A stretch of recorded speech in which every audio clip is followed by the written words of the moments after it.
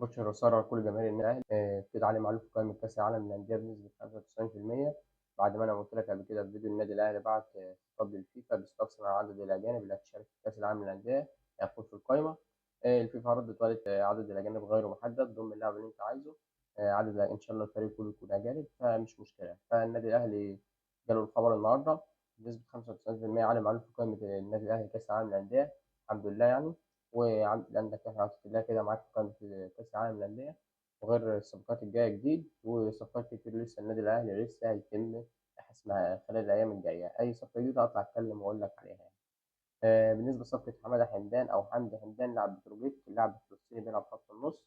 النادي الأهلي صرف النظر عن التعاقد معاه بسبب هما سببين. السبب الأول إن اللاعب أخطاء كتير وفي تحفظات كتير عن الجهاز الفني للنادي الأهلي، ومدير الفني النادي الأهلي خسري بيرو قال لك إحنا نأجل التعاقد معاه في الوقت الحالي، نبحث عن حد أفضل. لو مفيش هيتم التعاقد معاه، بس أعتقد إن هو ابتعد عن النادي الأهلي بنسبة كبيرة جدا.